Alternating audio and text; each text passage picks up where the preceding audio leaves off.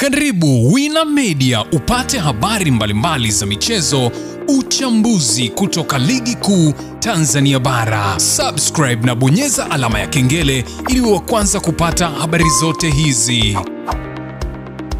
Mambo vipi mwanamichezo, wakati mwingine tena mzuri kabisa tunakutana katika chaneli yako pendwa kabisa ya Wina Media, tukiweza kujuzana yale yote makubwa ambayo yanaendelea kwa sasa ndani ya kikosi cha klabu ya soka ya Young Africans. Kwa kile ambacho nimeweza kukusogezea hapa, utakwenda kujua kila kitu ambacho kinachoendelea kwenye kikosi cha Young Africans, ambapo inaelezwa kwamba Young Africans huenda wakafikia makubaliano ya kumalizana na nyota wao huyu kutokana na kutokuwa na muendelezo mzuri ndani ya kikosi chao. Kwa nini wameweza kufikia kuweza kumalizana na nyota wao mkubwa kabisa? Utakwenda kujua kila kitu, kwa sababu taarifa yote kamili mimi nimekusogezea hapa. Utakwenda kujua sababu ambazo Young Africans wanafikia kuvunja mkataba na nyota huyo. Kipi kimeweza kupelekea yote hayo utakwenda kujua hapa, ila kabla tujaendelea kukumbusha kwamba kama ni mara yako ya kwanza kabisa unatembelea katika channel ya Wina Media, ajua kwamba umepitwa na taarifa nyingi. Sasa ili usiendelee kupitwa na taarifa zetu,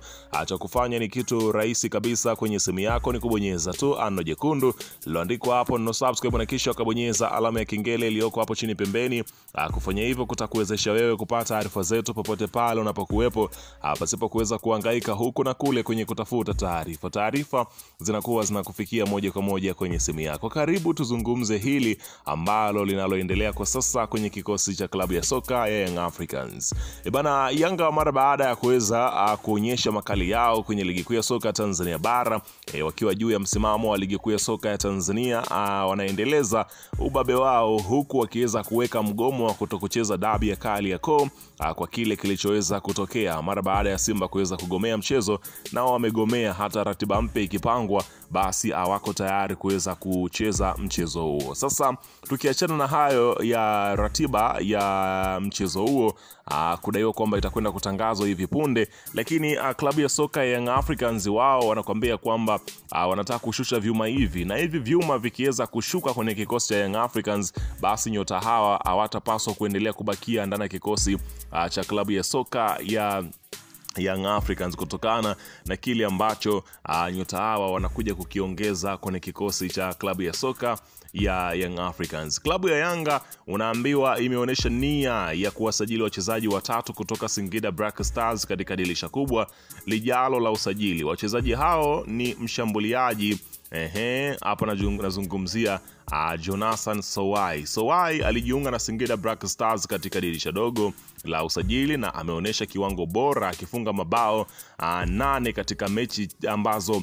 amecheza. Yani ana wastani wa kufunga goli moja kwa kila mchezo, ambapo Yanga inamuona kama mbadala anayefaa kwa mshambuliaji wao Kennedy Musonda, ambaye anahusishwa kujiunga na, hapa nazungumzia si wengine bali hawa unazungumzia ni Azam FC, ambapo inaelezwa kwamba anakwenda kujiunga huko na klabu ya Azam FC. Kwa taarifa kuhusiana na, hapa nazungumzia huyu Kennedy Musonda, kinachoelezwa ni kwamba Kennedy Musonda taarifa ya kujiunga na Azam kwa wenyewe iko asilimia zaidi ya 80, ambapo Kennedy Musonda anajiunga na Azam, na Azam FC wamewasiliana na Yanga ili kuinasa saini ya mshambuliaji Kennedy Musonda. Mazungumzo bado yanaendelea, ila kuna uwezekano mchezaji huo kujiunga na Azam ni mkubwa mno kwa kile ambacho kinaonekana mpaka sasa. Kwa hiyo anakwenda kujiunga na klabu ya soka ya Azam FC kwa sababu wanamhitaji nyota huyo. Lakini taarifa nyingine, usajili mwingine ambao anakwenda kufanya Young Africans ni CG Poku. Poku, raia wa Ivory Coast, alijiunga na Singida Black Stars kutoka Al Hilal ya Sudan. Ameonyesha uwezo mzuri katika safu ya kiungo, na Yanga inamuona kama mchezaji atakayesaidia kuimarisha eneo hilo, hasa ikizingatia kuwa kiungo wao Stefano Aziziki anawindwa na klabu nyingine, ambapo hapa wanazungumzia klabu ya Wydad Casablanca, ambao walisema ya kwamba mwisho wa msimu huu watakwenda kuitikisa kikosi cha Young Africans, kwani wanahitaji wachezaji hao kwa hudi na uvumba. Hapa nazungumzia Aziziki pamoja na Clement Mzinze, kwani wanaona kwamba ni sehemu ya watu ambao wanahitaji kwenda kukitengeneza kikosi cha Wydad Casablanca. Kwa hiyo utakwenda kushuhudia hilo. Lakini mtu mwingine ni Josephat Arthur Bada. Bada ni kiungo mwingine anayelengwa na Yanga ili kuongeza nguvu katika eneo la kiungo.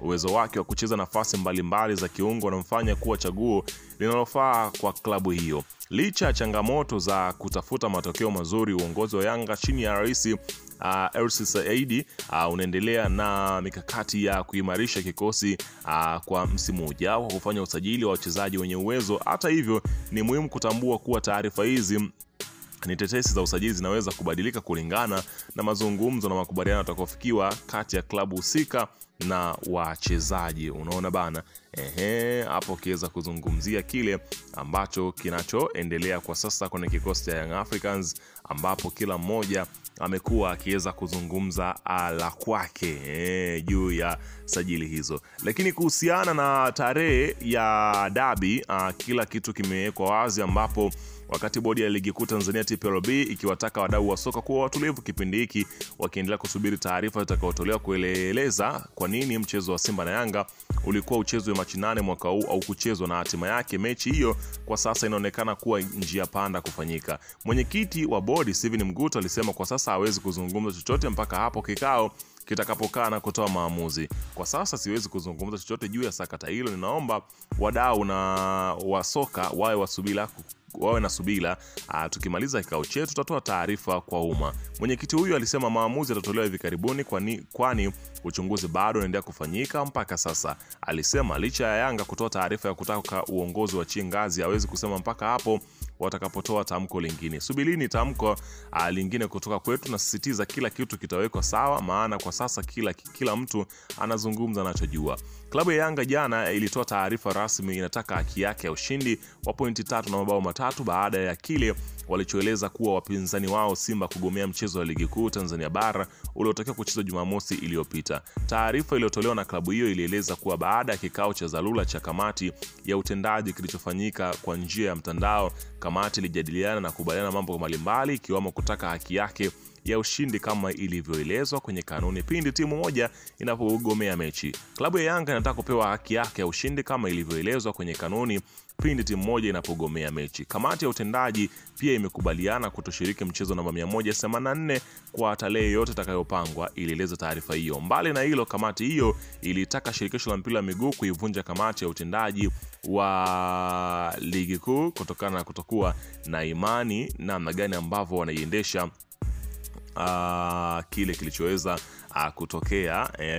Wanadai kwamba Young Africans hawana imani na waendeshaji wa ligi kuu ya soka Tanzania bara, kwani maamuzi walioyafanya wanaona kama wameipendelea klabu ya wekundu wa Msimbazi Simba Sport Club. Bana, tusubiri kusikia taarifa rasmi kutoka kwenye mamlaka. Zitakuja na lipi, tarehe itakuwepo ama mechi itakuwepo, yote haya utakwenda kuyajua huko. Hii hapa ni Wina Media, endelea kana sisi kwa taarifa zote zinazojili saa 24.